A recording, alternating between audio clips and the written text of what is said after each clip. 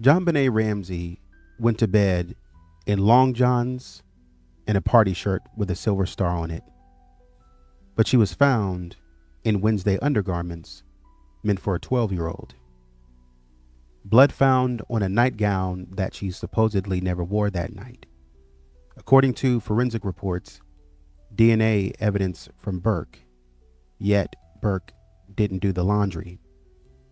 And those oversized garments, they were placed on JonBenet after her death.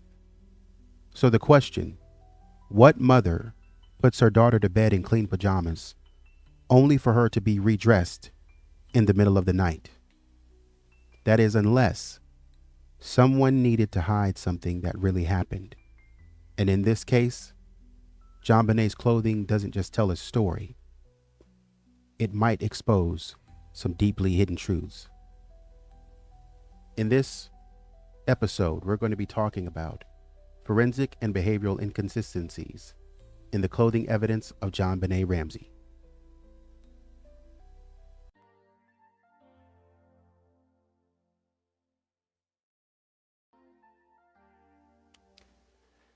Welcome back. Welcome back. Hello to everyone tuning in.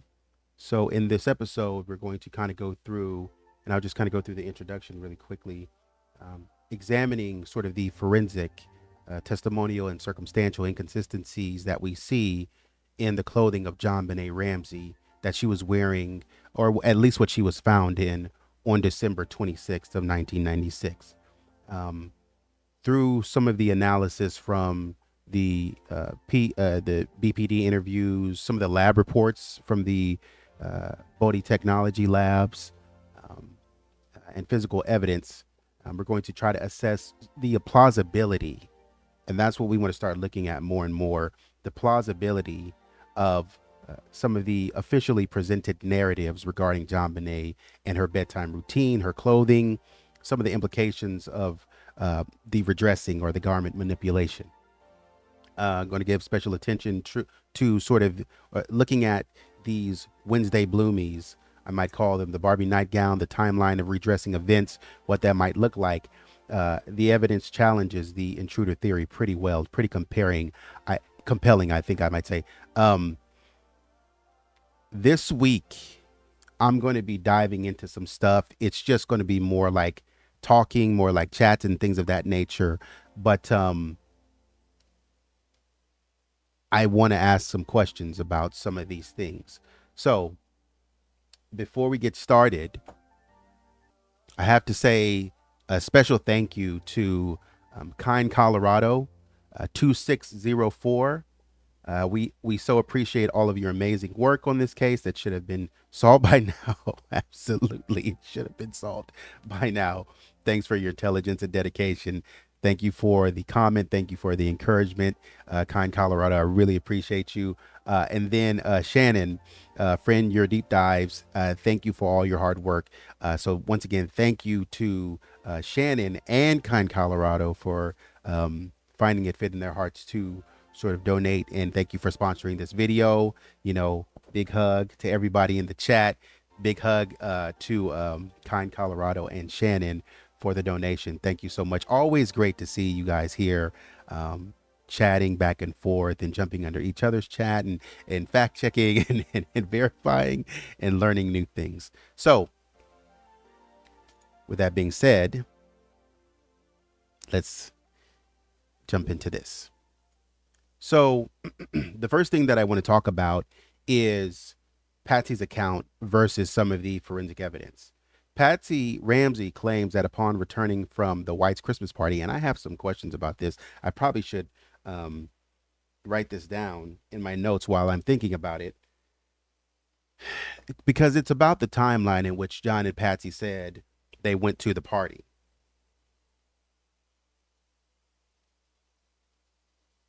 So, and it was somewhere between like 4:30 and 6:30. And, you get into asking, what time did JonBenet eat? Patsy saying that it was weird. And so I need to check that out. But anyways, Patsy Ramsey claimed that upon returning from the White's Christmas party, JonBenet was fast asleep in the car, and this is something that John and Patsy said. John says, we got home, we carried her upstairs, and Patsy changed her into sort of these thermal long johns, but left the white shirt on that she originally had. And in the transcripts on the interviews, Patsy she said red. She said red, a red shirt, because JonBenet was supposedly wearing this white shirt and black pants, or but yeah, black pants. I think it was. It was like black pants is what JonBenet was wearing.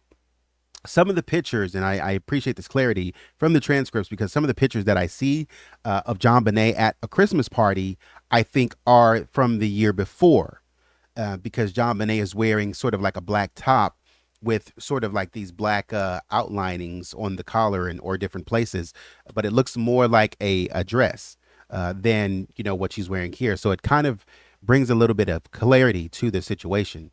And so she corrects herself. Patsy corrects herself and says, no, I was about to say red, but she's wearing a white shirt that JonBenet wore to the party.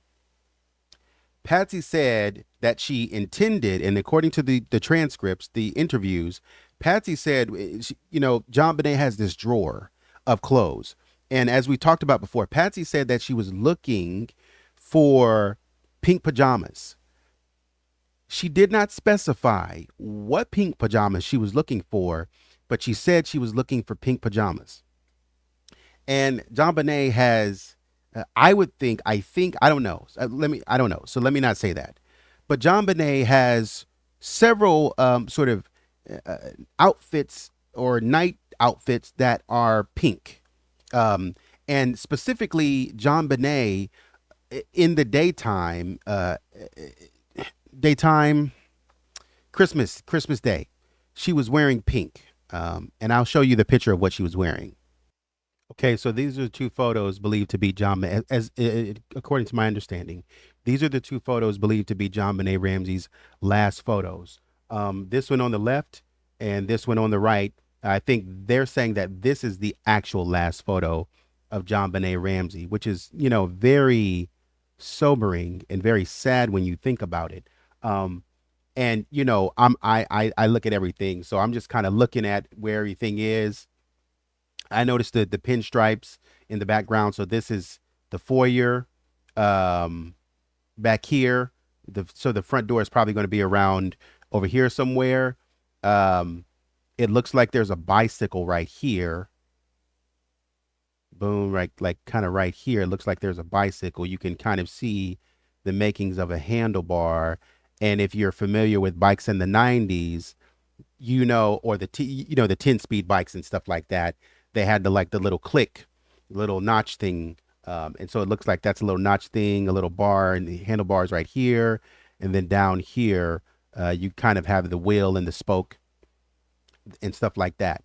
The little cross that JonBenet is wearing. And from what it looks like Patsy's not wearing any makeup. It doesn't look like maybe she fell asleep with some makeup on, in terms of maybe some mascara or something like that. But it doesn't look like she's wearing any makeup. I say that because the redness around her nose here, and typically, from my understanding, correct me if I'm wrong, because I'm a guy. From my understanding, when you look at faces that don't have makeup on them, then they're more exposed to like the redness in these areas. But anyways, there's a little bit more redness in the area and stuff like that. And it to me, from what I've observed, it's indicative of more of the natural skin color. It's not a bad thing. It's just more of the natural skin color. Also, I don't know if Patsy was prone to doing her eyebrows or filling in her eyebrows over here, but it looks like her eyebrows kind of stop right here and right here. And so you have a little bit more to go on the eyebrows, more this direction. So I'm not sure if Patsy would have filled that in and whatnot. But it's not bad. I'm not saying it's bad. I'm just saying that it looks like she's not wearing any makeup. And what I'm saying is, the point is that it could be the case that Patsy, I know Patsy is telling us that she woke up and put on makeup, but it could be the case that Patsy actually didn't Well, because this would be in a rush. Like the kids are coming up. It's 6:30 in the morning. They're getting us up, and we're waking up in a rush. All we have time to do is get downstairs and go look at presents. And I'm saying that because when we think about somebody having only 15 minutes to get dressed, brush their teeth, put on some makeup, and then go pack like a bag for a couple of minutes, or put more in a bag in a couple of minutes with clothes and stuff like that. Um, in the morning, Patsy went down. She was going down to get coffee. And so this is what Patsy would have looked like in the morning time. And this is just, I believe, she probably went to sleep with this jewelry on. Um, and this looks like it could be her nightgown. So she may have gone to sleep in this nightgown. And so that's really all you had time to do is get up and make coffee. You see what I'm saying? We later on, why I'm highlighting this, later on, we're going to go through some analysis about the flight times, the times the Ramseys were supposed to leave to fly out, and kind of piece some things together. I don't want to say too much right now, but we're going to go through that. But anyways, this is JonBenét's last pictures. And what I keep looking at is the definition of JonBenét's face. The chubbiness in her cheeks has gone. There's more definition around her neck. In a child, you probably see a lot of chubbiness around here, but she's starting to lose the baby weight, the baby fat. And her hair is growing. Her hair is long. And I say that to say that JonBenet, her arms are longer, more defined. She's wearing jewelry. JonBenet is a growing girl. She's only 6, but she's growing into a place to where I think she might be able to articulate better what she wants and needs. And it's possible, as I foreshadow, it's possible that this presents problems for someone. And so she comes from the party. Patsy said she intended to find these pink pajamas that we just looked at. Couldn't find them. Could not find them. Listen to what I'm telling you. Listen to what I'm telling you. Hold on to it. She was looking for those pink pajamas and she could not find them. I can't say any more than that. I can't. I'm sorry. I can't. I really want to, but you know what? I gotta stay on par. I got to. She was looking for pink pajamas. Could not find them. So she went to something else. She said, you know what? Let's leave this shirt on. We're just going to change your pants. Fair enough. Okay. I really want to tell y'all. I really do. I can't. Anyways, she intended to find these, settled on the long johns because she couldn't locate them. Also, too, because it could have been cold. You know, it's 54 degrees and below in Colorado at the time. And so she couldn't locate them. So she puts on a more, according to what Patsy is telling us. By the way, shout out. I forgot to do this. By the way, shout out to Australia. Shout out to Texas. Shout out to Oregon. I forgot to say that. We have some people from the UK, Ireland, Belgium. I think I said that before, but I just wanted to make sure I didn't forget you guys. Shout out to you guys. But, you know, especially Texas, you know what I'm saying? It is what it is. But shout out to you guys. Thanks for watching from all over the world. Put where you're from in the chat if you haven't before and stuff like that. Let me know where you're watching from. South Africa, I see you in here and stuff like that. Peru, I see you in here. What's up? You know, appreciate you guys for watching. Couldn't locate them. And according to Patsy, JonBenet already had the underwear on. She didn't change them, from what I can understand. Didn't change the underwear. So you're telling me that JonBenet was in some sort of underwear that she had not changed, blah, blah, blah. Okay. Man, see, that's what I'm saying. I can't tell you all that stuff. However, forensic findings indicate that the long johns were pulled down and then pulled back up. And this is something that was discussed, I think, in the coroner viewing session where you had Linda Arndt. And this is coming from, I call it the forensic reports, but it was a search warrant. with Linda Arndt. I believe, if I'm remembering correctly, it was a search warrant with Linda Arndt, and she was there, and they were talking about how it looked like JonBenét's legs had been wiped down and all such as that. And I think in that same report, or one of the search warrants, that it talked about, it looked like they had been pulled down and then pulled back up. I have problems with that. But anyways, suggesting that they were on, those same pants were on during the assault. My problem is, do we have evidence to suggest that those pants were on during the assault? Do we have evidence to suggest that those pants were part of the assault? Because those pants really contain nothing. They really, honestly and truly, they contain nothing. No blood that I'm aware of. They contain no blood. They contain nothing other than some fingerprints and some handprints.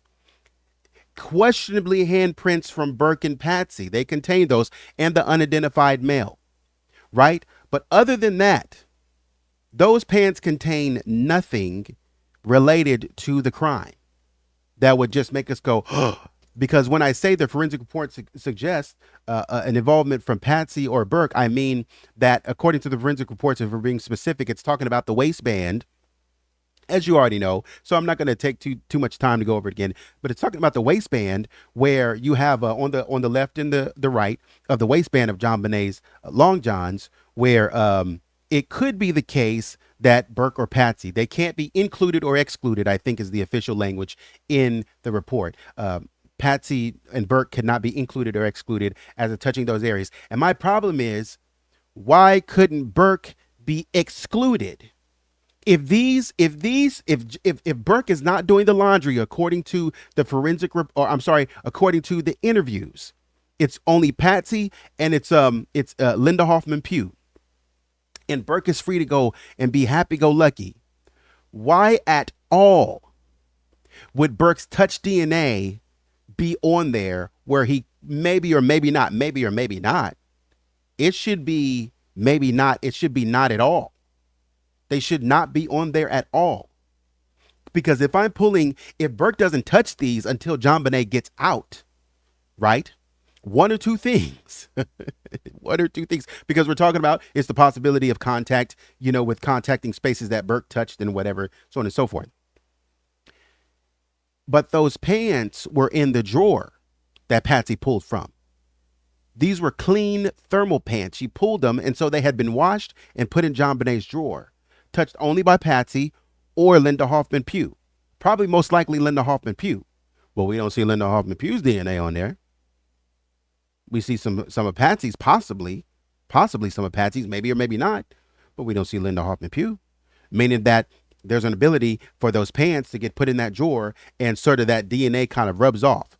And I unofficial terminology, but that's my mindset. That's what I'm thinking. And so Patsy pulls those out. And says, okay, I'm going to put these on JonBenet.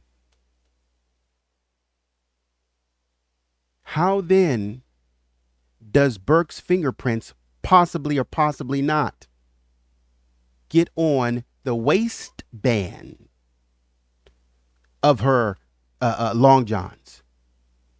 Unless she was down in the basement, maybe. Unless she was down in the basement and Burke was just like rolling skin, and like he was just rolling in his skin cell. He was just shedding this dead skin cells, just coming all over the car, just falling all over the carpet. And then, his DNA's down there. So whatever happened to JonBenet, she rolls all over the carpet for whatever reason on the basement at some point in time. As she's interacting with this intruder, she's rolling all over the car, face down. You see what I'm saying? Because we're not talking about on the back of her leg. We're not talking about on the front of her legs. We're talking about around the crotch area. Those are very intentional places to put your hands. When you're trying to pull something up or pull something down, you might grab the waistband. I could understand if the touch DNA was on her legs, on her calf muscles, or what have you. But that's not where the touch DNA was found. It was found on her waistband. Why? But I could understand why Patsy's hands, she said, hey, I touched them and I pulled her pants up. She was asleep. I pulled her pants up and I had, like, the light wasn't on. According to the interviews, the light in JonBenet's room was not on. So, I'm going to put her to bed. It creates serious problems with this whole story that John said he read JonBenet and put her to sleep. It was dark. It was dark. So I still got a problem with that. But why would Burke's fingerprints, maybe or maybe not, be on waist? That is blowing my mind. Let me move forward. The shirt matched the one described from the party, further corroborating that JonBenet was initially put to bed in this outfit. This raises key questions about how and why her clothing may have changed before her death, especially considering the discovery of the oversized Wednesday bloomies and the nearby Barbie nightgown. If the Barbie nightgown was supposed to be upstairs in the drawer, why is it downstairs? And Patsy and John are saying that they don't know. And I'm gonna leave it right there. But it doesn't make sense, because think about the logic of the intruder. And this is what I'm saying. Mary Lacey and other officials who talked about the intruder theory. I got some stuff I'm about to tell you on Mary Lacey later on. Just kind of blowing my mind, man. And so if you are a proponent of the intruder theory, right? This is not a normal criminal. You've got to be kidding me. This person supposedly, if you think about all of the evidence, all of the things that this person supposedly did, going upstairs, camping out in John Andrews' room, right? In a matter of maybe 2 to 4 hours, waiting for the Ramseys to leave, going in the room, coming with nothing, going in the room, John Andrews' room, leaving his backpack there, finding a cord, making a garrote or a toggle rope. You know what I mean? And then going around, setting up some pineapples, or finding out where the pineapples are and setting those up to eat. All the while, this person is supposedly looking through every aspect of John's house, and he came looking for money. Jealous of John, came looking for money, didn't take any money at all the places that this individual went in the house. Didn't take any money. A $7,000 check. Okay, pulling up the crime scene video. We're in the front room. Over this direction, you probably got over this direction. You probably got this is the foyer. You got the living room and all such as that. When you come right in the door, you got the living room. If I'm thinking about this correctly, I believe so. You got the living room over here and stuff like that. Um, yeah.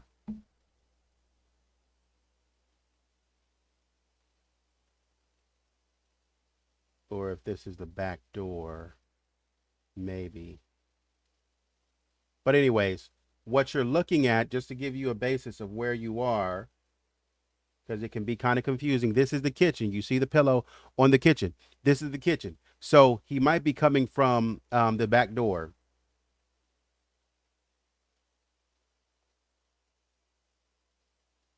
So this is downstairs. Okay. So this is where he is. Yeah. I think he's at this door.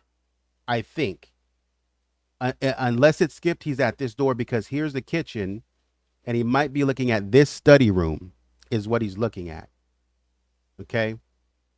And then he's looking at this hallway, and here's the butler's pantry.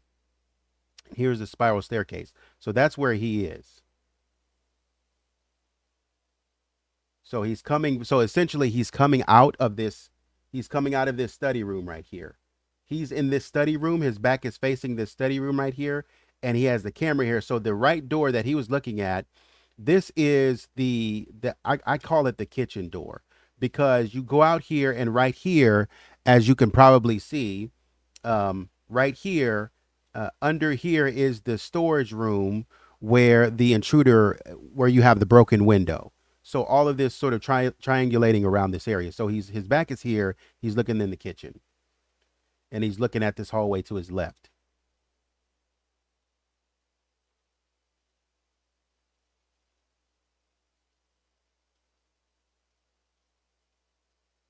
Okay, so we see the spiral staircase, a little bit of the butler's pantry. And as we come over here, this person spent 2 hours in this house, 2 to 4 hours in this house, is what we understand. And this person is going around looking. They know now, mind you, they know where John and Patsy um, come to move around a lot because they're coming out of the garage. And just being curious as this individual is, they sneak up on this check right here. Now, if I think this is a video from one of the crime scene investigators, I don't know if it's Ollie Gray, I'm not sure who it is, but if in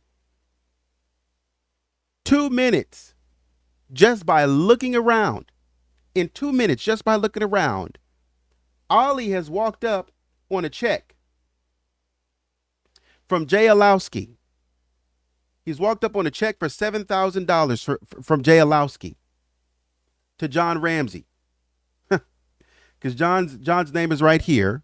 It says John Ramsey. And then you have up here J.L. Alowski right here. In 2 minutes, we found this $7,000 check. If this person is so dishonest and so jealous of John, you think they won't forge a check? Please. You think they won't forge a check if this is a foreign faction of any kind of sort? They see money coming around. You think they can't forge a check? If they have connections with the bank or what have you, they can't forge a check? Somebody needing money, you think they okay? But there's a $7,000 check in the house. That's who this individual is, and they're passing it up. This intruder has time to look after everything and discover everything. The bats, the flashlights. This intruder is all over this house trying to look and discover everything. But some of these things are like, why would he be bothered with that?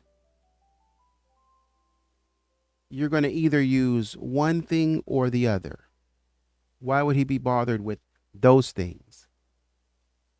So he's just exploring your house. I mean, he's so jealous of you that he's exploring your house. But then when JonBenet gets home, he goes straight for JonBenet. So who was he interested in? Was he interested in you or was he interested in JonBenet? Come on, man. Because now he has to go find clothes.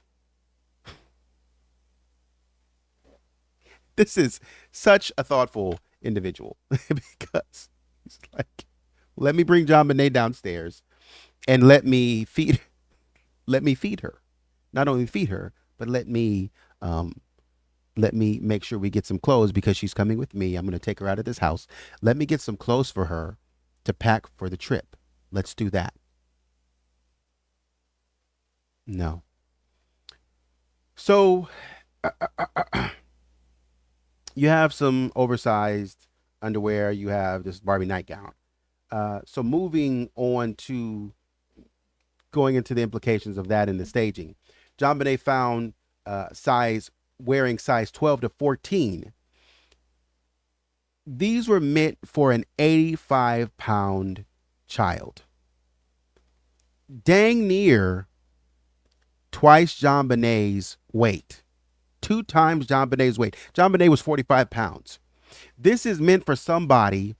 Now, of course, as a child, kids sometimes they they wear their mom's shoes, or they put on their dad's loafers, or that's what's funny about it. You're wearing my stuff. That's what's funny. So of course JonBenet could have gone and she could have gone and put these on, and whatnot. But that would mean that JonBenet was awake and she was free to do whatever she wanted if she went and put these on. So she couldn't have put them on herself. Somebody had to put them on.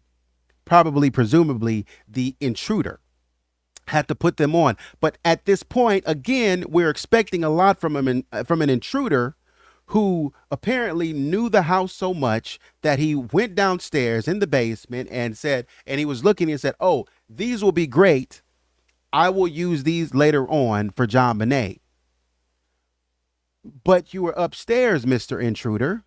You were upstairs in JonBenet's room and you pulled out the Barbie nightgown from her drawers. So clearly you went into her drawer to pull out a nightgown that you plan to use later on. Why didn't you just pull out underwear that was her size? Why didn't you just do that? It makes no sense. If you're going to redress her, if that was your plan, it makes no sense to go up to her room, pull out a nightgown, not also pull out underwear, but go downstairs and then look around in the probably in the laundry room downstairs and find underwear. It does not make sense. You got to be kidding me. And so this individual supposedly does this, but Patsy, she's found wearing these size 12 to 14. This underwear is basically twice her size. It wouldn't even fit. It wouldn't even fit. It would fall down. You see what I'm saying? So whatever joke it's supposed to be made from JonBenet, they would fall down. That does not make sense. Okay? So JonBenet didn't do this to herself. We get it. While JonBenet weighed only 45 pounds, all other underwear found in her drawer were sizes 4 to 6. Do you hear me? That's twice her size. She can't even wear those unless you're putting them over something. Like I said, the joke's not even funny because they're falling down. Patsy claims she may have bought these larger pair for her niece, Jenny Davis, but never mailed them, placing them in JonBenet's drawer instead.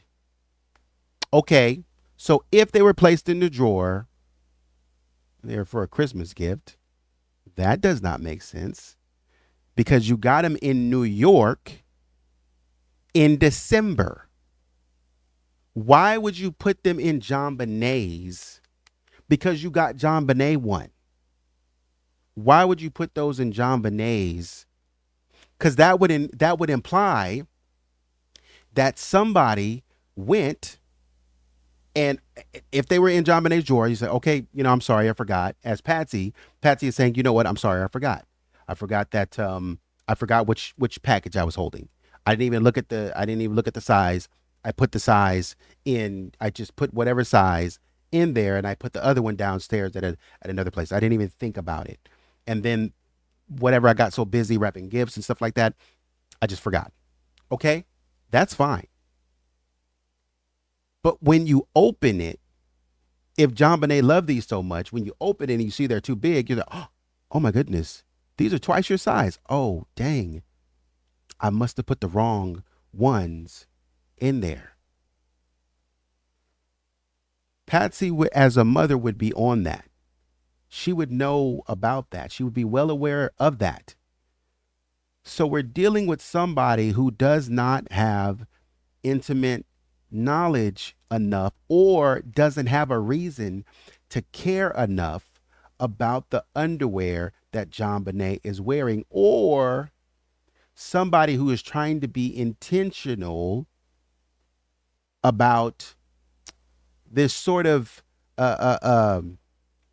lack of knowledge, this sort of ignorance about JonBenet's patterns and her habits. But listen to me. We're talking about an individual that is astute enough. Can I use that word? Can I say we're talking about an individual that is astute enough to know John Ramsey's patterns in and out? And then they've gone beyond knowing John Ramsey's patterns to knowing Patsy's patterns. Because they know Patsy goes up and down those stairs, so they would know. Because which one is it? Did they put the note down there because they know John travels down those stairs most of the time? Or did they put the note there because they know Patsy travels down those stairs most of the time? Are they targeting John? Are they targeting Patsy? Or are they targeting both of you? Because the first ransom note was going to be Mr. and Ms. Ramsey, but it didn't change to John for some strange and odd reason. To change the narrative from a family focus, like I have something against Patsy and John to just I have something against John because that makes more sense in the narrative. We can come up with a narrative. That's it for John. That's it. And John seems to know why people have something against him. I don't know why people have something against me. It's just because I'm rich, because I'm wealthy. I own a company. You have plenty of reasons to be jealous of me. Just made $118,000, and that's just my bonus. I got that in January of this year. Probably already spent that. It's play money. I sent my wife to New York on that. So you have a boat, I have a plane. You have plenty of reasons to be jealous of me. Of course. So we base the note on that. But not only is this individual aware of John and Patsy's patterns, but now this individual is aware of well, they're aware of John and Patsy, but they're not aware of JonBenet and Burke's patterns. If this person is obsessed enough, right? Because they know where JonBenet's room is. So they know the entire layout. They went straight to JonBenet. They didn't go straight to Burke. And you know what's also funny? This person grabbed JonBenet, went into JonBenet's room and grabbed JonBenet, and Burke had his door cracked. Burke sleeps with his door cracked and the light on. And Burke didn't hear a thing. He didn't hear a creak. He didn't hear a nothing. And that's on a hardwood floor. That is on a hardwood floor. If I'm tripping, maybe I'm tripping. No, you know what? Maybe it was carpet. Okay, so here they're coming up. So the guy is coming um, from John's room, John and Patsy's room on the third floor. Okay, just for your reference, this is upstairs. This is the back wall, right? If you're in the what you call the chat, if you're in the members chat, you probably already saw this video. And so this is the back wall. You see the security panel right there.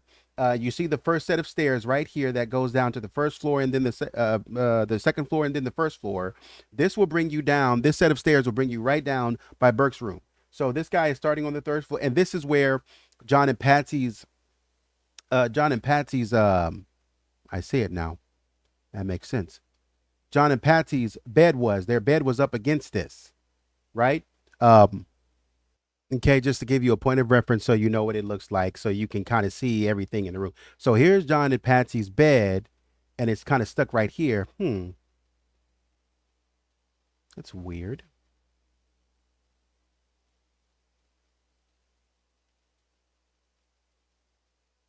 There's no window right there.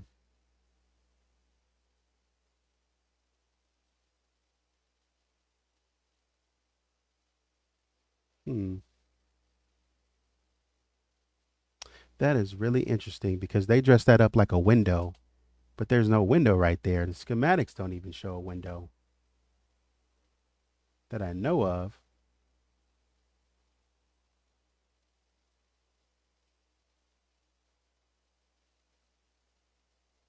Yeah, the schematics don't even show a window right there. In fact, they don't even show a window right here, though. I'll be honest with you. But th- there's a window right here. The schematics don't show it, but there's a window right here.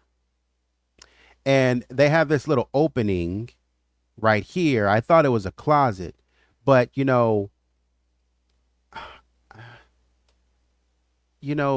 in my old house, we used to have in a room when I was younger.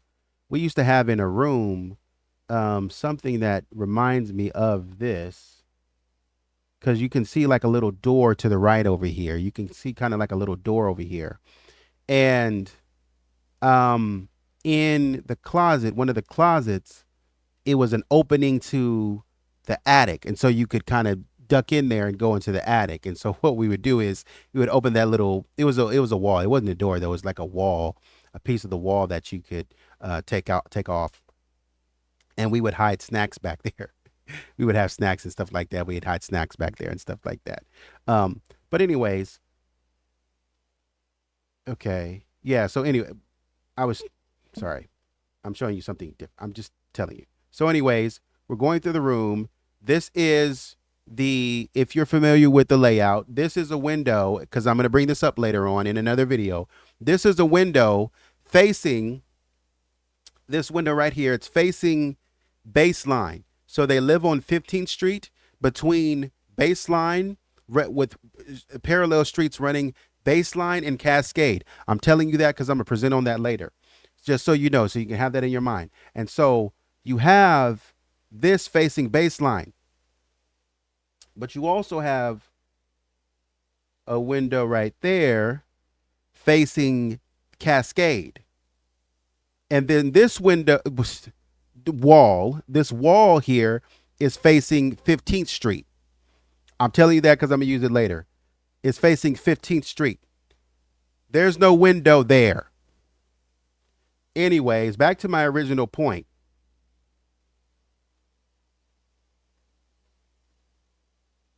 Okay, there's another window there. I get it. But anyways, he's going downstairs. In our original point, I guess he got hung up. Also take note of all the shrubbery here. This is back at the house, but take note of the shrubbery. Can't even see through these windows. So anyways, and this is still upstairs in the Ramsey bedroom. This is in their bathrooms. So he's basically, for your reference, he's on this side. He's looking in the bathrooms. But anyways, looking at the back of the house, over the garage, going into their closet. I'm doing this very slow because I don't want, I want to be verified. I want to verify. So he's going downstairs. He said, all right, I'm done in this room. I'm going downstairs. And he goes downstairs. This is a hardwood floor. I don't know what he was wearing, but you see the steps going down to the spiral staircase. This is over here by JonBenet's bedroom.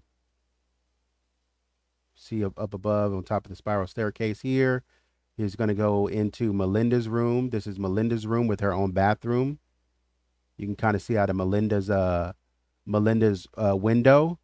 And you can kind of see back that way because this is at the back of the house, closer to the garage, you know.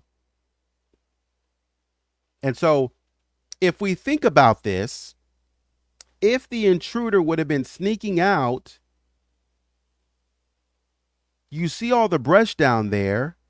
If the intruder would have had some sense and knew well enough to stay out of the way, then the intruder would have come through here, right? Because the intruder had already put the ransom note down here. So the intruder could have easily, knowing so much about John and Patsy, knowing that the alarm is not on, because we know that the alarm is not on because John and Patsy said the kids kept setting it off. It ain't going off. And so guess what? I'm going to sneak out here and go this way, and I'm going to sneak this way under the cover of night. Because I can, because I have all of this brush protecting me. Let's continue.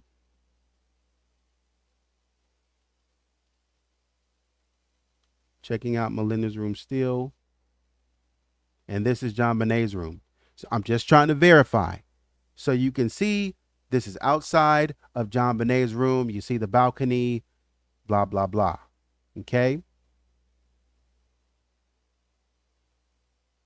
And as you turn around from inside JonBenet's room, if you remember some of the other crime scene videos, I'm not going to show it, but when you come into JonBenet's room, you have, like, I think some furniture here. You have some furniture here.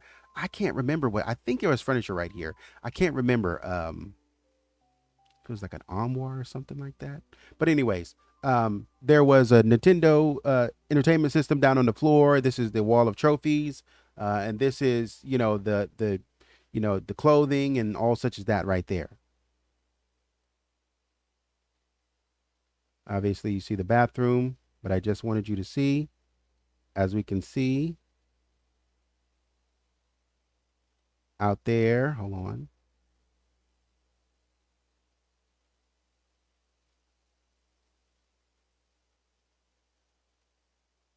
Standing from JonBenet's room, You see direct access to that staircase. That is wood. That is a wood floor. So this person is walking up, maybe with his shoes off, in that kind of condition, carrying a 45-pound body up these stairs, maybe two people. And Burke didn't hear it. Okay. Okay.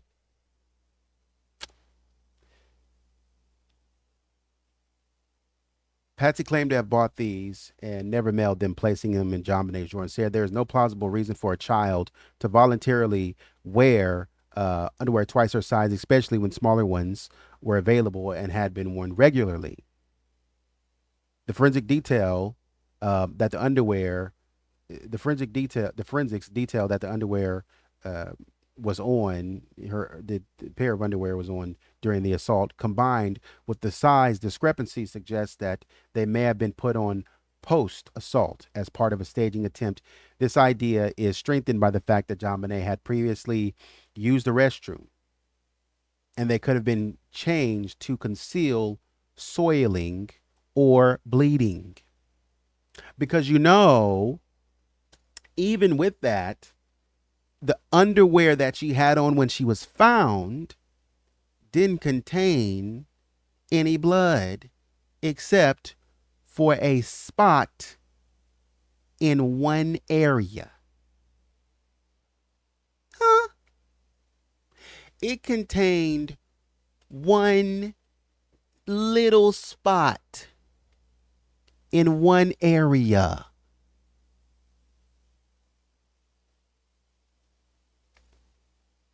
And that was on the piece that was cut off, not the rest of the underwear. But, she had soiled those underwear as well.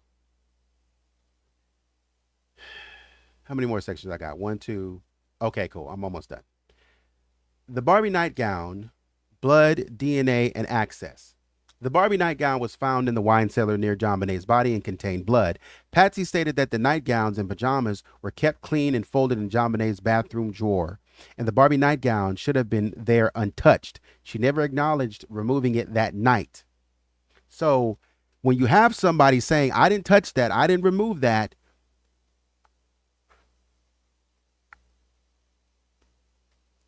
stick with me, please. If you didn't touch that, Patsy, and it was clean and folded, and you washed it, how is your DNA on it? Please, please, please. Y'all got to be kidding me. If you said you didn't touch it, why is your DNA permanently on it? And that is one thing that the forensics and the forensic reports and the DNA testing do not waver on. The shirt. See, because sometimes people think I'm playing. They think it's a game. They think it's a joke, right? Bodhi technology. This is the one that John talks about. Oh, they need to put it in the hands of Bodhi Tech. Okay. John, whatever you want to do. Whatever you want to do, we'll go on your terms. We'll go according to what you said. The thing that exonerated you, right? Okay. The DNA that exonerated you, right? Okay. Bodhi technology. 10430 Furnace Road, Suite 107 in Lorton, VA. Call them up. Their number is right there. Call them up. Right? Supplemental forensic case report. If I'm reading it wrong, tell me I'm reading it wrong. I have no problem being corrected. If I'm reading it wrong, tell me.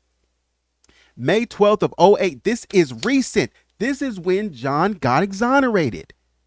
This is the reason why John got exonerated. This is the same report that Mary Lacey had. You got to be kidding me. On April 18th of 2008. For DNA analysis, we're looking at the Barbie nightgown. CB number 17. I'm not even going to turn to it, but that's number 17 on the CBI reports, okay?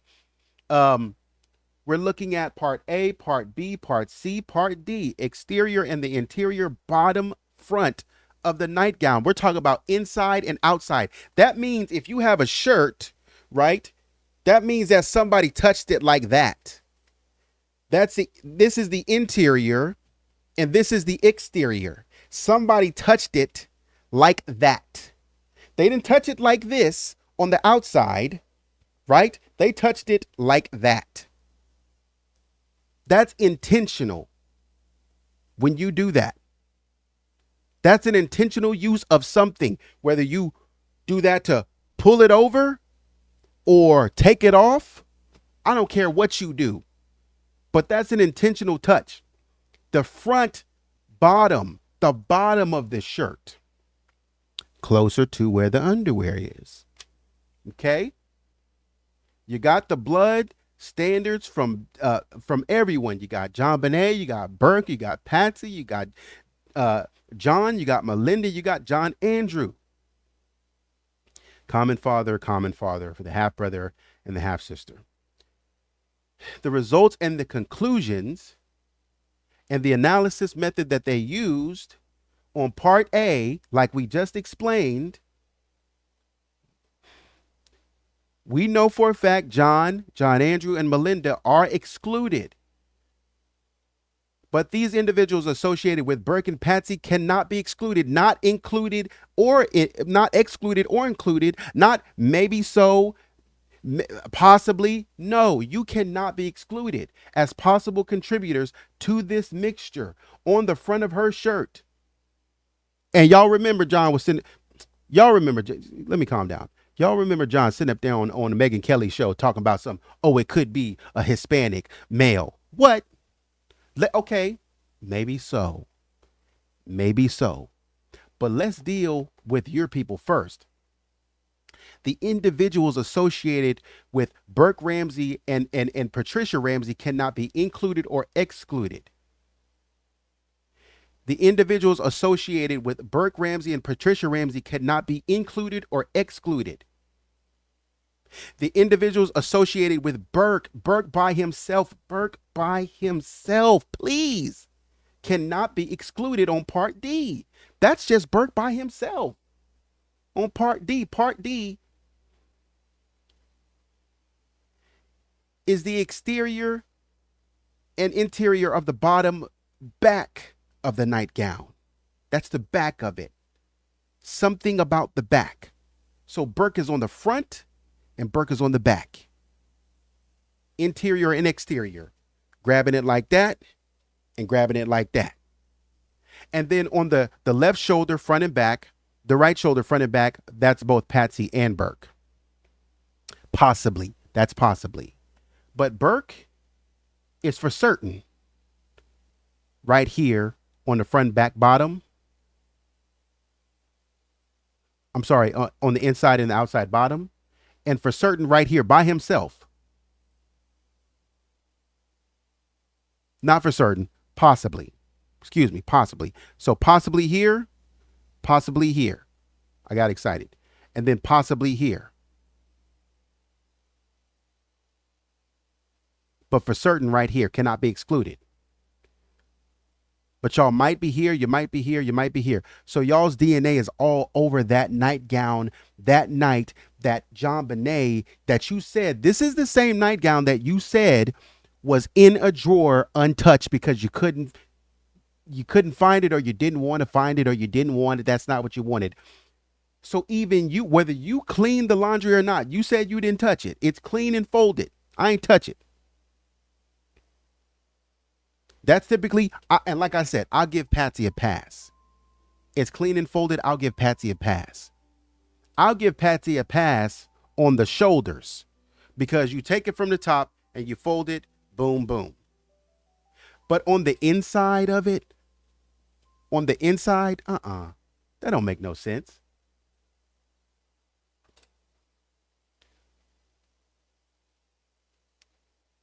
Kept clean and folded in JonBenet's bathroom drawer, and the Barbie nightgown should have been there untouched. He never acknowledged removing it that night. So how did people's DNA get on there? Touch DNA from both Patsy and Burke was found on the gown, as we just showed.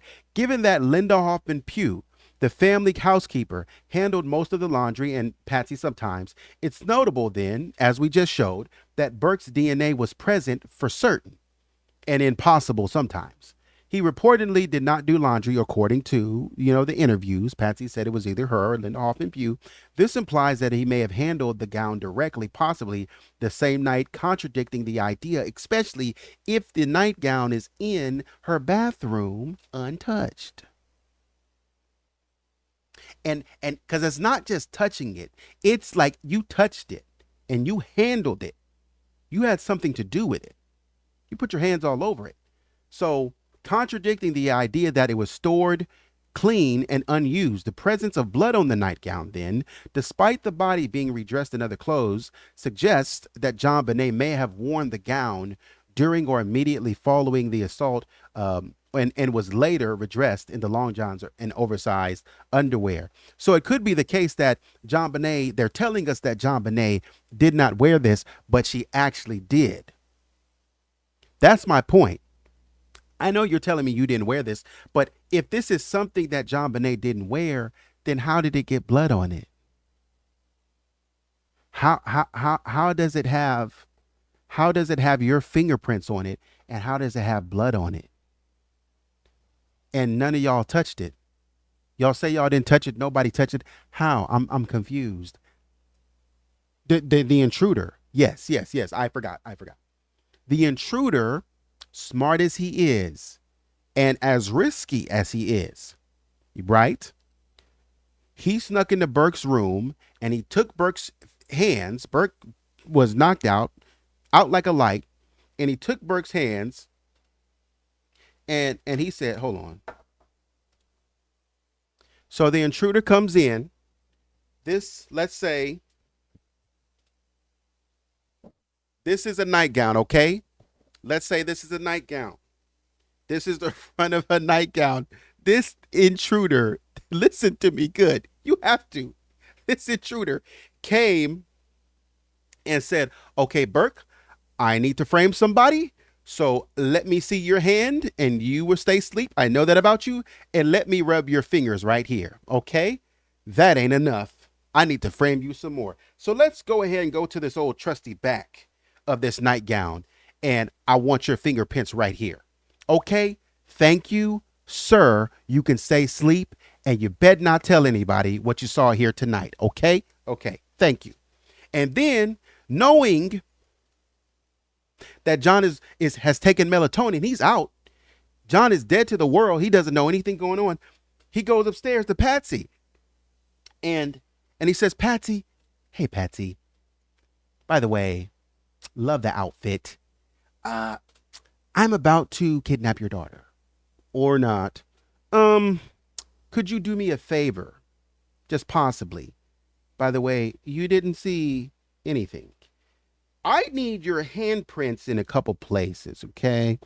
I need your fingerprints right here. Now, I've already talked to your son. He's down with this, okay? So it wouldn't just be you. It'd be your son. Go ahead and touch this right here for me. Okay, great. Thank you for that. Now touch the back of this right here. Thank you for that. Thank you so much. Thank you so much. You know what? That's not enough. Patsy, you're so sweet. Can you also touch for me, please? I need you to touch the left shoulder. Not hard. I don't need you to squeeze it. We don't want too much DNA on it. We want to send the police. We want to give the police a run for their money. We don't want them just to figure this out. We want it to be confusing. Also, can you do something on the right side? You're such a Southern belle. Thank you. I'm going to go back downstairs because I forgot to get Burke to touch this on the shoulders to create some doubt. Have a good night. Smooches. Goes back downstairs, and maybe not in that order, and then says, hey, Burke, I hate to wake you up again, but can you create some doubt by touching the shoulders of this, please? Y'all better stop playing. This intruder is smart enough, and Patsy and John and Burke are just lost to the world, right? So if Burke gets up at night, Burke has to be asleep enough to go upstairs, and I mean be asleep. And if Burke wakes up, he has to be asleep enough to be out of it enough to not know that this is an intruder that's taking his DNA, that's rubbing his hands on some stuff, right? And Patsy has to believe the same thing. Why? Why? Why would an intruder do that? Come on. That's what I'm saying. Because their DNA is on. They touched it. It's touched DNA. That means they touched it. Okay. I'm sorry. But that is ludicrous. If it was supposed to be stored clean and away from everyone, how is that the case? So, looking at some likely sequences of events. JonBenet is put to bed in the white shirt and long john. She's wearing normal sized underwear.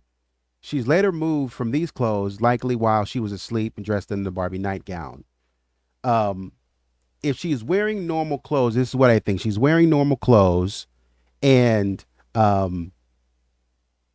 she was brought home and possibly put in the Barbie nightgown, and she was probably put in some other pants. We'll talk about that later. She was possibly put in some other pants. During this time, she's downstairs, and the digital penetration is coming in. I think she may have used the restroom on herself, but I think her bladder may have filled back up. I think she may have gotten up because she used the restroom on herself, but I think her bladder may have filled back up. I know that because I have to go to the restroom all the time. And so my bladder, dude, depending on what I eat, and this may be TMI, so tell me if it's TMI. Tell me, hey, dude, that's enough. That's enough for you. But anyway, and I won't say it again.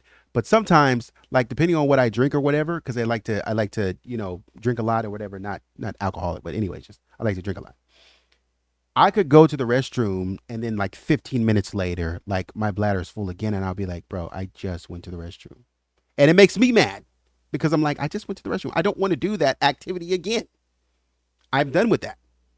So it could be that she used the restroom on herself and then her bladder was filling up.